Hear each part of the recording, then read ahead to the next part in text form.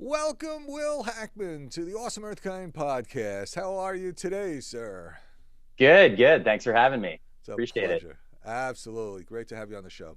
If you would, tell us who you are. Where do you live? What kind of work do you do?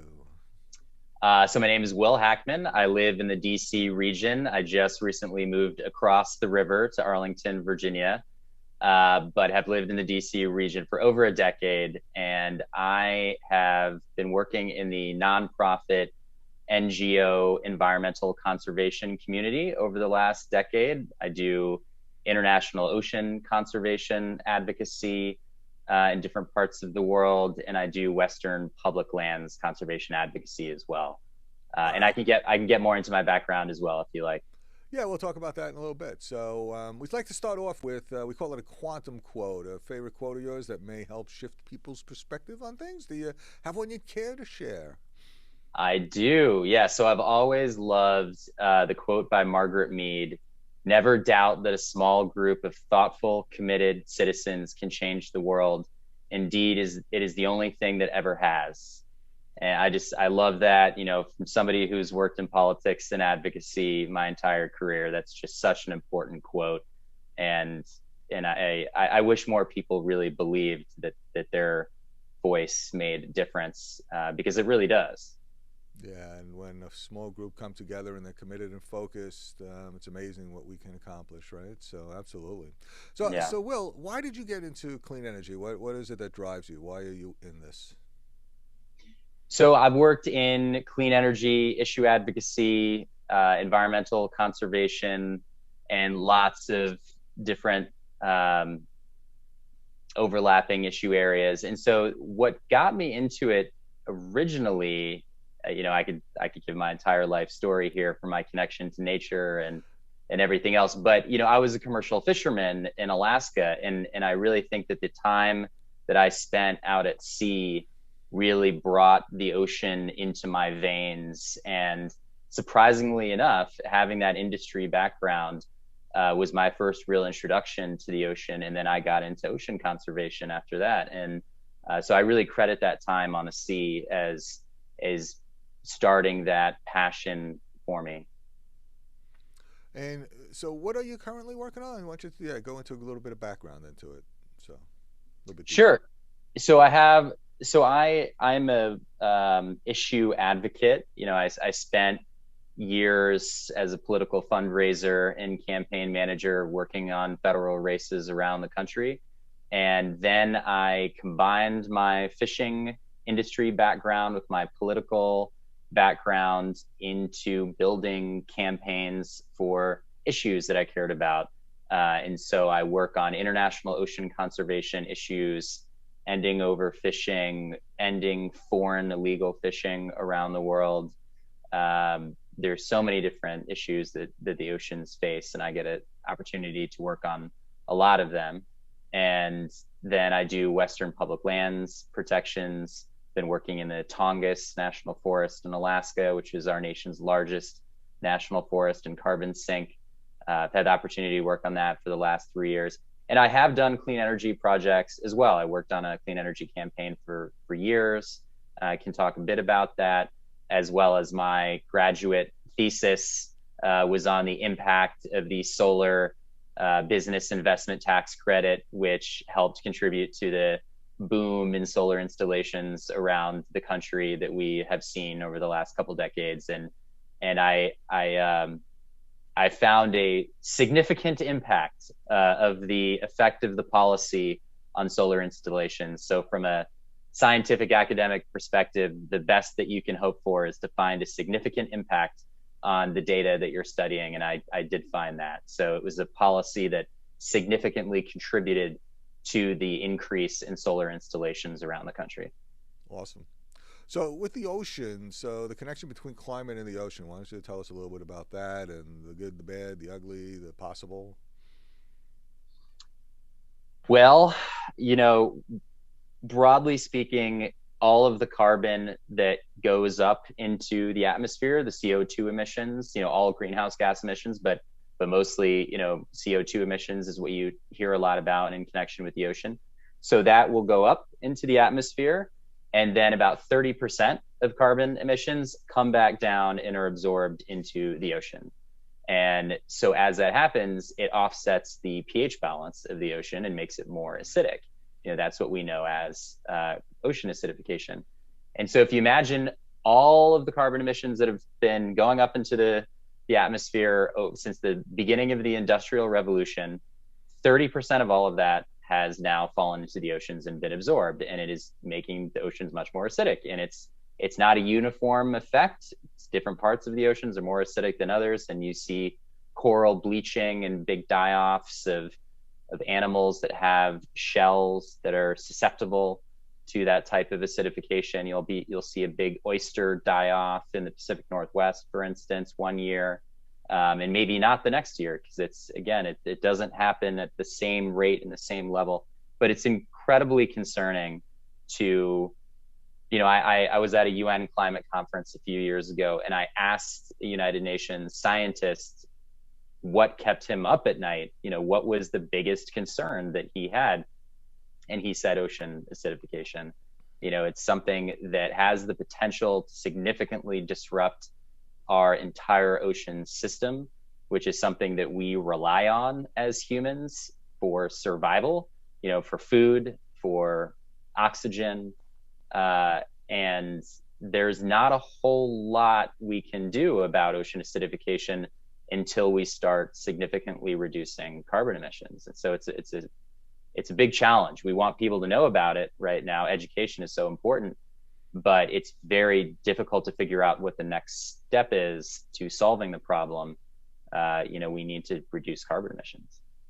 So primary goal, reduce carbon emissions. Are there other solutions that are out there that we need to think about and fold in? And yeah, there are really interesting technology projects. Young entrepreneurs and social impact leaders are looking into projects where they can try to regrow coral habitat in a lab, and try to kind of genetically engineer coral that might be more resilient to the effects of ocean acidification. I think they're trying to do similar things with oyster shell, where they're maturing some of these oysters in a lab and then bringing them out into wild environments, because it's that early phase of development that's most susceptible to ocean acidification.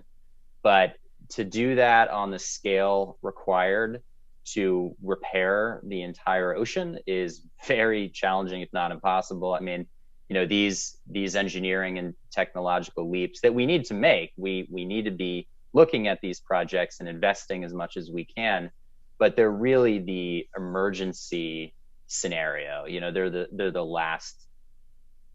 last resort, and should not be the primary method for how we're dealing with ocean acidification.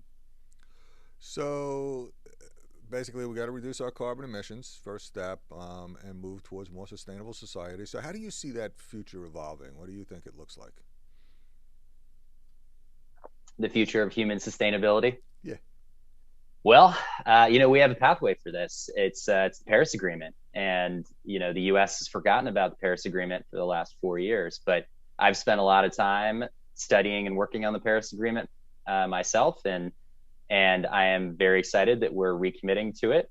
And the Paris Agreement, for people in the United States who don't quite understand exactly what it is, I mean, it commits the entire world to keeping global average temperature to no more than 2 degrees Celsius increase in temperature over pre-industrial levels. So 2 degrees Celsius is what, like 5 degrees Fahrenheit?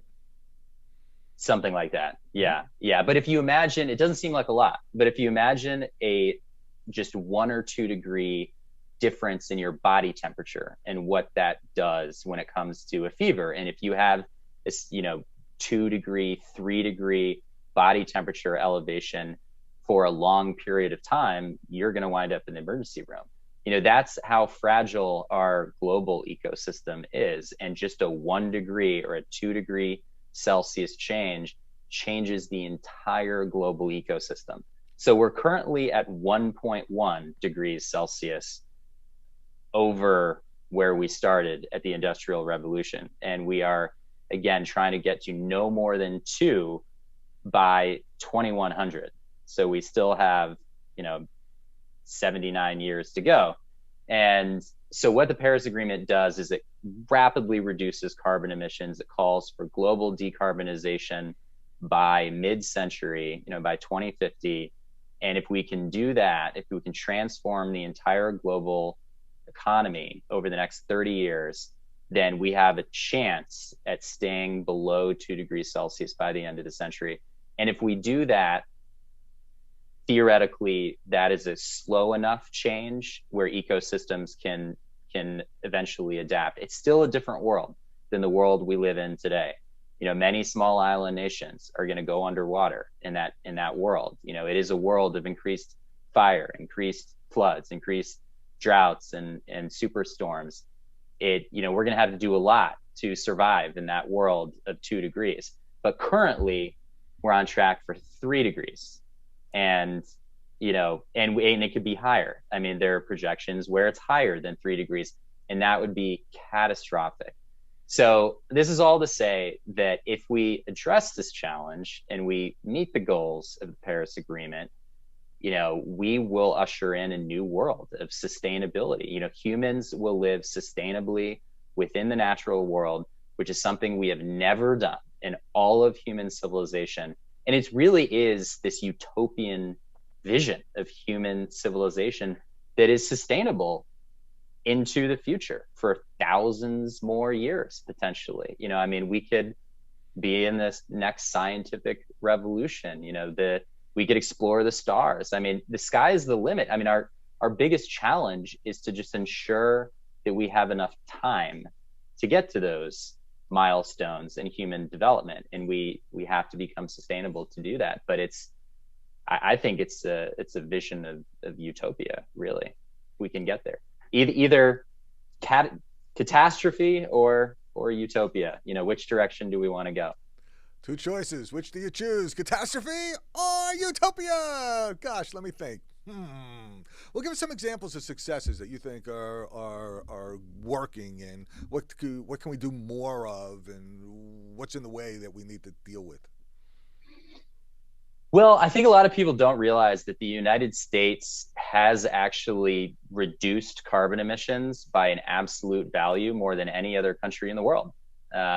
It's surprising to hear that, but we capped carbon emissions a few years back and have been steadily declining since then.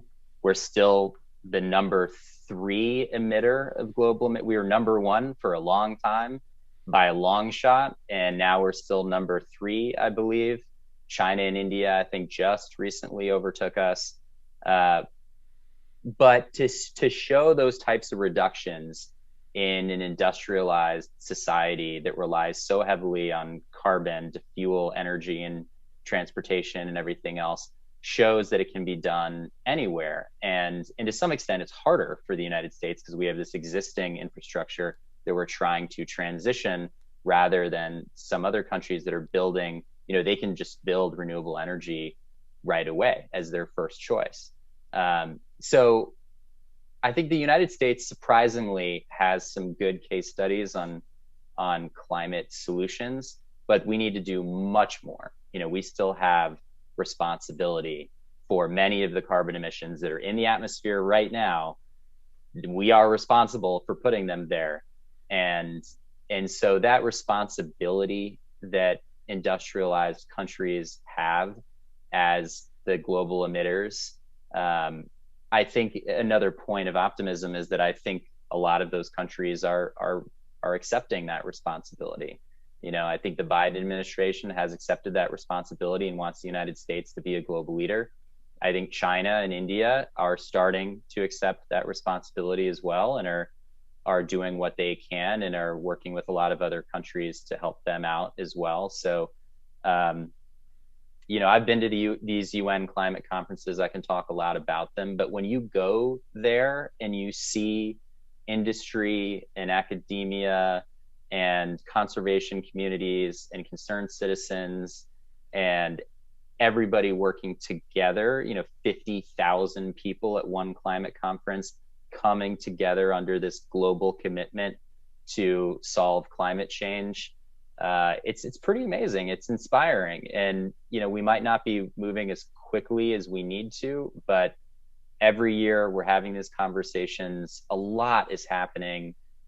So I'm optimistic by really everything that I'm seeing, especially happening this year, because everything was kind of on hold last year. There wasn't much progress that we made. The entire climate conference was postponed last year, and now it's happening this year in Glasgow, which I will be attending. And so there's a lot of pressure on this year's meeting, but I think we're seeing a lot of commitments already. So, what do you think the biggest thing that people can do? Average person. So I always struggle with this question because there are lots of things that you can do personally to reduce your impact, and I separate out carbon emissions reductions and sustainability to a certain extent. So if recycle it, I mean, recycling, turning your lights off, getting a smart thermostat that reduces your energy usage, commuting on a bicycle or public transportation versus using your car. There's lots of ways to reduce your carbon impact and to reduce your waste impact. But from a global carbon reduction perspective, there are large scale institutional changes that are needed. But there's a great way that people can get involved with those institutional changes, and that's the vote. And getting back to my political days, I know how important political campaigns are. And I think all of us have seen in the United States the difference between an administration that believes in science and one that doesn't, and what difference that makes when it comes to something like climate change. I mean, makes all the difference in the world. It is night and day what is happening on climate change from one administration to the other, and your vote matters when it comes to those types of changes. And again, getting back to the Margaret Mead quote, people can really make a difference when they get involved. Yeah, I like to put it into three buckets. There's the things that we can do personally in our homes and in our families to be able to have an impact and reduce our carbon footprint, because the average American produces somewhere over 2 tons of carbon, 2 to 5 tons per carbon per family per year. So there's lots of things we can do: turning off lights, being more efficient, using LED light bulbs, changing out the filters in our heating, cooling, and air conditioning systems, moving over to heat pumps for heating and cooling as opposed to using fossil fuels, solar wherever we can do it, becoming part of community solar projects, all different things on a personal level, including our vehicles and getting an electric vehicle and all those benefits. So on a personal level, there's a lot that we can do individually to take responsibility for our share. But then there's the professional piece and where we work and having an impact where we work, because the same thing happens with places that we work, whether it's working at a for-profit or a non-profit, whatever that institution is having an impact there, helping make that transition as an institution. And then what a lot of folks are realizing is that businesses and other institutions that employ a lot of people also have a big impact on public policy. So the third bucket is public, and in addition to us doing stuff in our public sphere by ourselves voting, getting our workplaces to take a stance and to make that statement, and helping to leverage that power of business and other institutions to help leverage policy in the public sphere as well. So personal, professional, public, those three aspects really key, something that we can each do and have a big impact on and make a change with. So really well put there, Will. Thank you very much.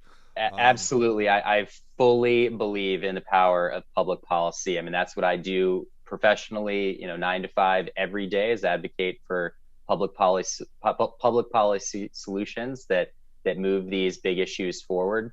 And I mean, policy creates the framework. It's not the solution in itself, but it sends the signal to the markets. It sends the signal to industry. The Paris Agreement was public policy. It was government leaders coming together and deciding on a policy framework that then industry and everyone else could fall into. And that signal, that public policy signal that the Paris Agreement sent, was that the world was committed to stopping climate change. And that makes such an incredible difference when it comes to the way that industry and other sectors of the economy operate. Yeah, I mean, one of the things that you said, and I think it is really true, it's like, look, how can you not believe in science? If you're watching this, listening to this, science is what created every piece of our civilization. It's everything from the buildings that we live in, through the internet and all the electricity that we derive, through transportation, our smartphones, everything else came out of science, you know? So science is the key to civilization. If you don't believe in science, no problem. Go live in the woods, let go of everything that you got that's technology based, because all technology is based on science, and go and live in the woods, because that's basically it. You don't believe in science. But if you do believe in science, then the question becomes, all right, so we've got ourselves into this situation. We now have the whole world agreeing that we need to take actions to make this happen. And how can we, as individuals and as communities and as a country, take advantage, or not take advantage of, but realize that this commitment not only is better for the environment and our children's future and our health, but also better for the economy, right? So we're going to create more jobs. They're going to be more equitable jobs. There'll be more prosperous jobs, and we can save money doing it. And that's really, to me, when you can take all those things and you realize that the United States and all of us can be at the forefront of this and lead the world, we can actually, create a better, more prosperous and wonderful society. And you're right, it's a choice between either we can keep going down the catastrophe path or we can move into utopia. So great Yeah, choices. absolutely. And look, climate change has become a hyper partisan issue that is divided straight down political lines. And there's a challenge. It's not as simple sometimes to say, well, you just don't believe in science. There's so much wrapped into it, from how people identify with their entire way of life, and how politics fits into that sense of identification. But this actually, I think, is a great kind of plug for this new project that I'm working on, because I'm writing a book right now on climate change, and am working with my agent to put forward how we're gonna move this project forward. But the whole conversation is a reframing of the climate conversation to something that is much more personal to the individual. That is the missing link in my from, like I said, I've spent my entire career in politics and advocacy and advancing public policies that I care about. And you need to tell a story that is local and specific, that people can identify when you're talking about any issue that you're working on. And the same goes with climate change. Unfortunately, I don't think people identify with polar bears that much. The ones who already care about the issue do, but the ones that you really need to bring over to understand the importance of climate change, that remaining 35% of Americans or whatever it is that's still on the fence about whether or not climate change means anything to them. You're not going to get them by showing images of icebergs thousands of miles away and glaciers that they're never going to see. And, you have to tell a very personal story to what it means for them. And, I think that right now, a lot of the talking points in this conversation from people who care so strongly about it aren't connecting. The idea that humans are destroying the natural environment, while true, also creates a separation between humans and nature. It's a million species in decline at the hands of human destructiveness. And okay, that is objectively true, but you're also creating conflict between the impact of human civilization and nature. We are part of nature. And really, one of the key points that I make in my book is that, this isn't about saving the earth. The earth is going to be fine one way or another, a million years from now.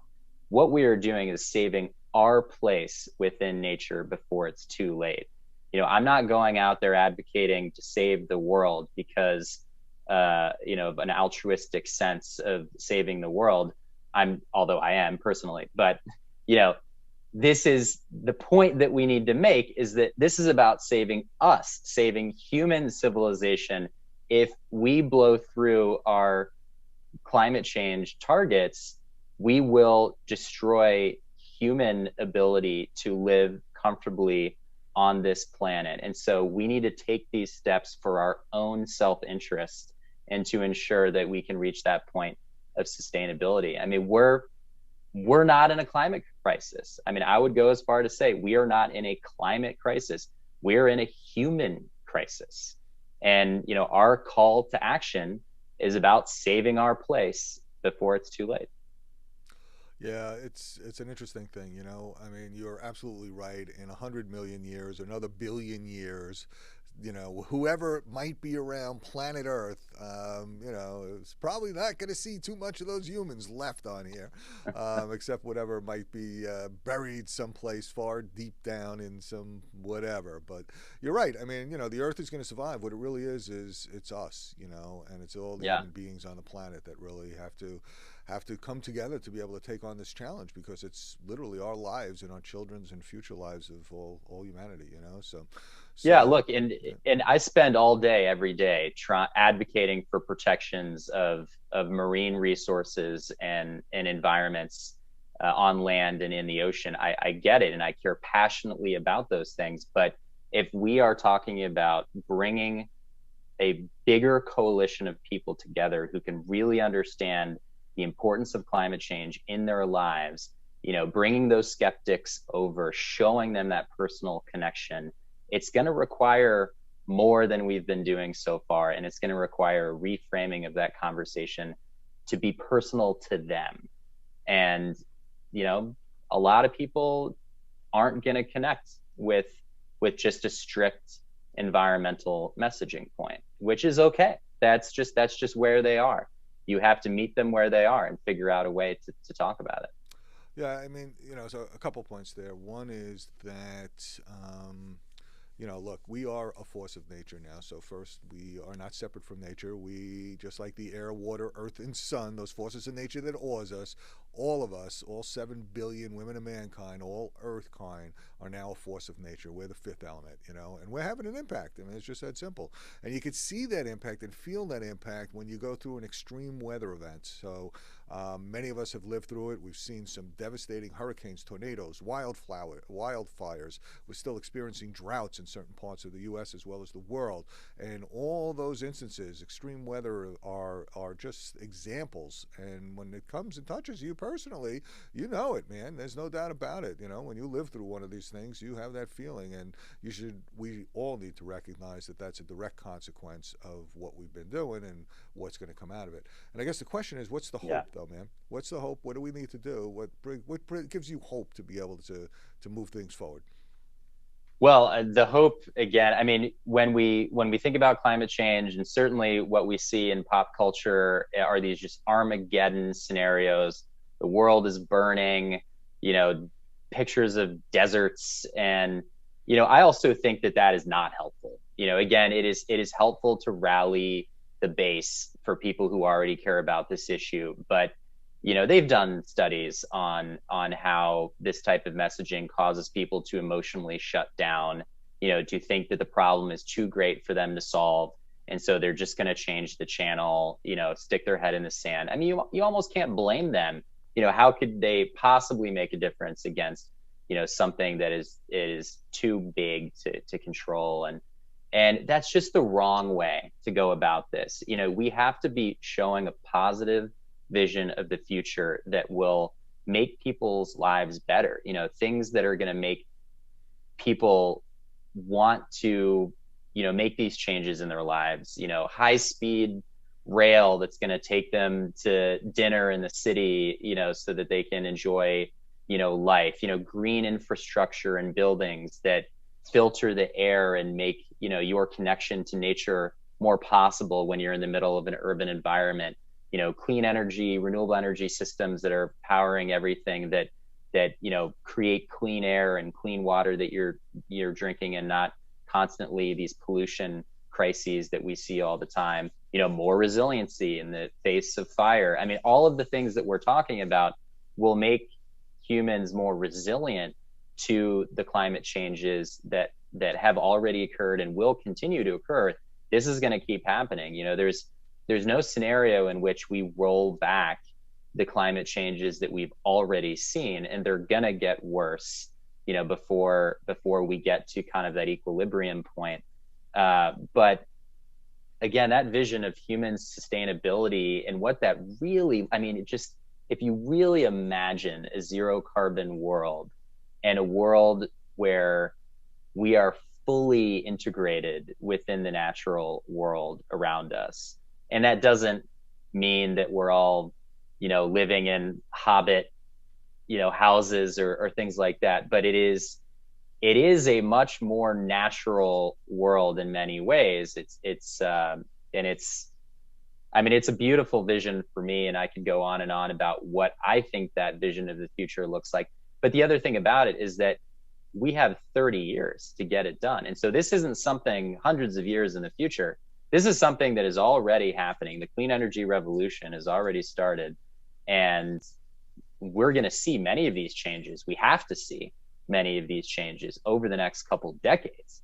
And so even within the next 20 to 30 years, we are going to see a dramatic transformation of the global infrastructure, the global food system, the global energy supply system. And I think it's going to be pretty amazing. It's going to be so fast that it's going to be hard to keep up with, but I think it's going to be pretty amazing. Cool. So, a lot of us in our careers at one point, we had our worst moment, and in that worst moment we learned something very deep and sort of transformed our life. Is there a worst environmental moment that you'd care to share, and what did you learn from it, and how did it change what you were doing? Yeah, my worst climate moment, I've had a few, but one of the worst and one of the earliest was when I was 21 years old. I actually spent 19 hours in the car on my 21st birthday going down to Waveland, Mississippi after Hurricane Katrina hit. And I worked a disaster relief distribution center for about 4 days.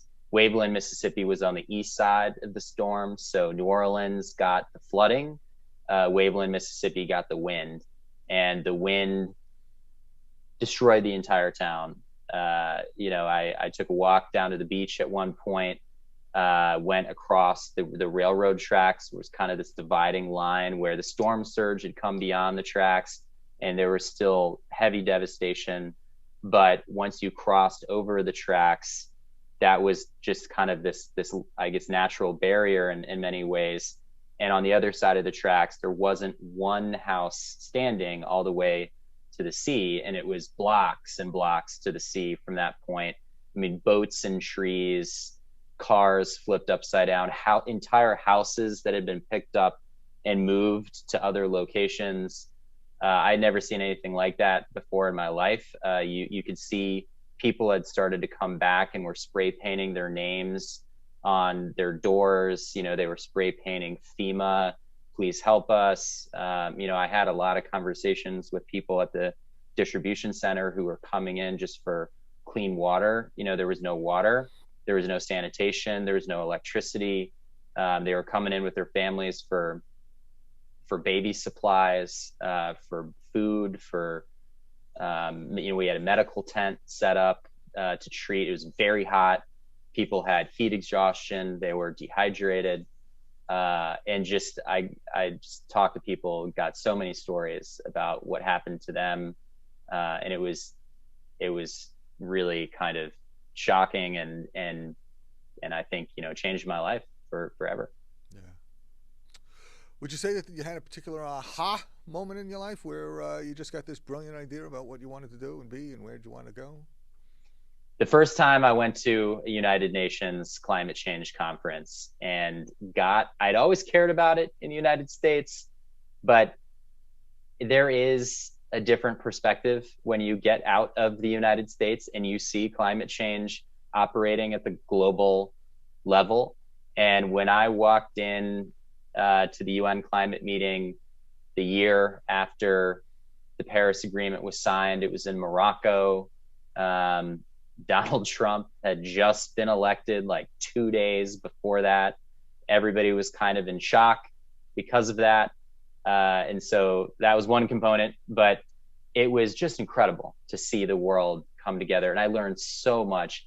And from then on, I really understood how quickly climate change was moving at the international level. It's easy to think that not much is happening in the United States, but there's a lot happening every year.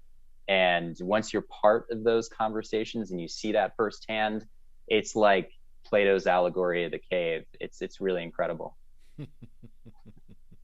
Awesome. Yeah, the we're just coming off of Super Bowl weekend, and one of the things that was really kind of neat was General Motors, who has come in and out of electric vehicle, but now they seem to be firmly in finally for a bunch of reasons. Did a piece on Norway, where one of the comedian actors goes to Norway because Norway, half the new car sales are electric vehicles already, and how dare they take advantage and move ahead of the United States like that? And it was quite funny. And then actually Audi came back with the things that they're doing with their piece as well. And I think the United States can, like we've always done, hop right to the front again if we decide we want to. And now there's 54 different electric vehicles on the market. It's not just Tesla anymore. It's everybody has them, and all we have to do is decide that that's what we want to do. That's where we want to be, and we can take the lead in solar and wind and electric vehicles and air and ground source clean heating and cooling solutions. So we can absolutely hop back on front and take advantage and create, well, we've already got 3.4 million Americans working in clean energy, triple the number in fossil fuels. So we can have a very prosperous and amazing future. And the studies show that if we make this transition, when we make this transition, trillions of dollars worth of savings that'll come back to American consumers. So a great thing. Absolutely. Yeah, Right. absolutely. And I got to say, I love Will Ferrell. I think he's hilarious. And I've been loving the responses from Norway that have been starting to come in. You got to check those out too. One of the Norwegian university leaders had this great response where she was just coming back at Will Ferrell from the Norwegian perspective, and it's fantastic. Yeah, it's just amazing, right? And humor can carry us a long way. So no doubt that that it plays a key role in everything that we do. And instead of being doom and gloom, let's just have some fun and make stuff happen. So, all right. Absolutely. So we're going to enter into the Pulsar round, and this is where we ask short, succinct, and we look for short, succinct, amazing, and mind-blowing answers to these questions. Are you ready, sir? Ready. Let's do all it. right. What's the best advice you've ever received, Will? Dress for the job that you want, not the job that you have. My first campaign fundraising position, I put on a suit and a tie every single day, and I was the only person in the office who did that, and I was like the lowest down in the office as well. But it was great. People loved it. I honestly think I advanced very quickly because I was just wearing a suit and a tie every day. So dress for the job that you want, not the job that you have. All right. Share one of your personal habits that contributes to your success. I just consume the news and, good news, real news, but I consume so much information, and I really think that staying on top of what's happening in the world, it doesn't have to be all politics, but being a good civically engaged citizen who reads and engages in our civic conversation, I think that's so important. It just makes us better people in general on any issue that we care about. Cool. An internet resource that you'd like to share? So I gotta put another plug in for my new Twitter project. It's called The Climate Explainer, and it's on Twitter at Climate Explainer. Just NR at the end, not NER. Climate Explainer with a NR. We'll put it in the show notes. Sure. So great. if you want to take a look, just take a look, and they'll be right in there. And the Climate Explainer on Twitter. All right. How about a book you'd recommend for people, and why? So, In the Heart of the Sea: The Tragedy of the Whale Ship Essex by Nathaniel Philbrook is one of my favorite books of all time. It's the real story of Moby Dick. There was actually a boat that was attacked by a whaling boat, way back in the day. And it's an amazing book about the history of whaling around the world, the history of American, development in Nantucket Island, and it's just really fantastic, and of human survival and these other pieces of the sea, and it's a really incredible book. Amazing. Cool. It used to be, and I was blown away. One of our interviews with a guy called Scott Sklar, and Scott tells the story. He's a professor at.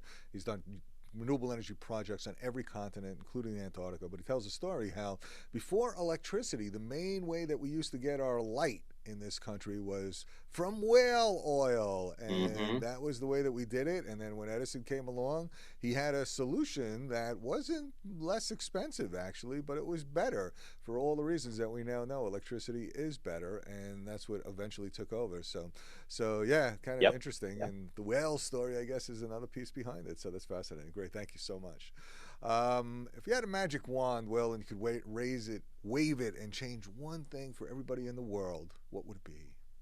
Decarbonize the world. Instant renewable energy, clean energy, no more fossil fuels. I mean, that is what everything hinges on. That is the entire Paris Agreement. That is everything that we're looking to do. That's global warming. That's ocean acidification. That's everything. If we eliminate CO2 emissions, greenhouse gas emissions from industrial sources, then we have human sustainability. Cool. And that's what we're doing. Awesome. WTF or F, weather time fudge, an extreme weather event that you lived through and tell the tale, or weather time fun, the most fun you've ever had and the type of weather it was. And do you have another story besides the one that you told before about Katrina? Yeah, why don't so Iceland, I love Iceland. I go there all the time. It was just absolutely horribly cold and rainy and windy, and I was in this like rainstorm, blizzard, snowstorm thing, walking on the beach last year, right before COVID, actually, right at this time last year, and it was kind of terrible in some ways, but it was also just absolutely amazing. And just I just remember that experience because the weather was so extreme, and I was in the middle of this extreme landscape of ice and fire and everything, but it was also one of the most beautiful things that I'd ever seen. So it was fantastic.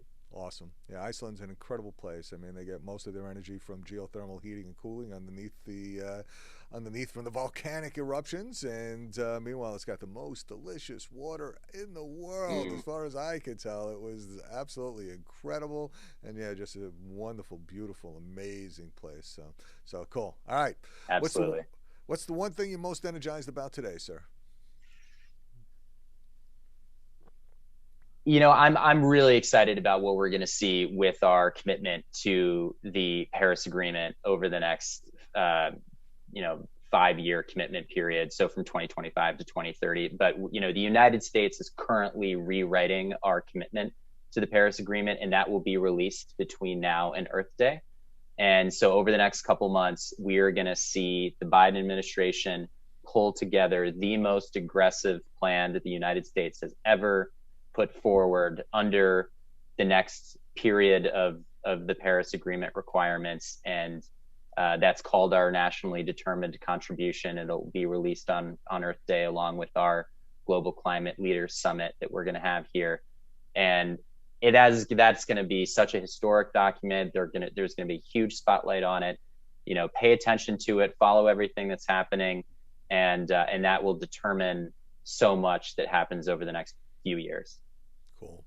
Yeah, I mean, look, the forces of nature, the air, water, earth, and sun have 1,000 times more energy than we need. And if we can just focus on the technologies that are already out there and commit to them and now incorporate them, we can save money and do all the things we want to do. And like you're saying, create utopia and a sustainable planet for our kids and grandkids. So who doesn't Absolutely. want that, right? And for us, we're probably And still for gonna us, we're gonna we'll be still there. be We'll around. still be there. That'll be a Hopefully good it's thing. Hopefully, we'll 20, still be 30 around to years. see it, right? Yeah, it's Yeah. very true. Very true. Well, thank you so much. All right, grand finale. Piece of parting advice you'd like to share, and how can people get a hold of you if you'd like them to?